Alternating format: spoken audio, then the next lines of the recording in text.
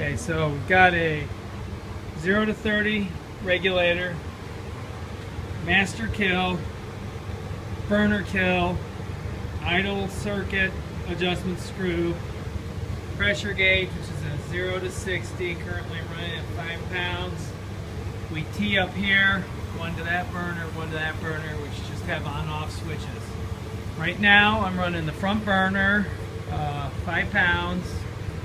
This is what we're looking like here. On the side here.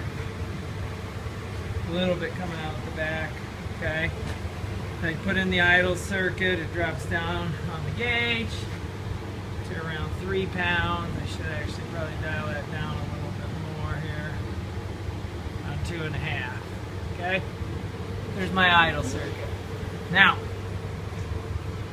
I'll go ahead and put on the back burner 2. Full throttle, we're running about 5 pounds of pressure. You can see it coming down there. What it look like off the side. We got a pretty good flame coming out of there and there. Idle mode, both burners.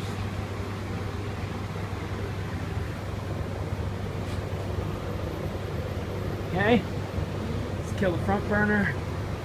Now we're just on the back burner. Get back burner in idle mode.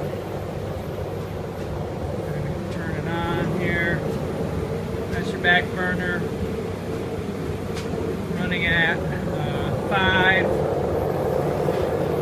Running around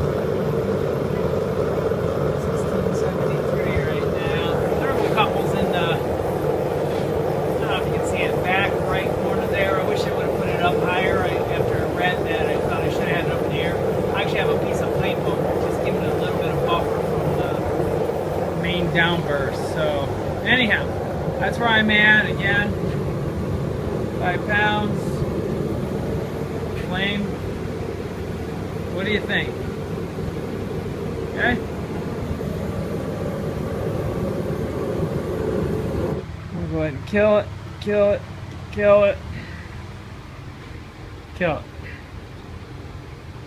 Okay, now we're completely shut down. I don't know if you can see in the back. There you go. You can see in the back corner, in that pipe is where the thermocouple is. So, all right. What do you guys think? What do I have done? What have I done wrong here? These are the burners. 3/4 inch. These are from Lazy Smith Forge. Not sure if I need to change. Certainly the characteristics of the front burner versus the back are a lot different.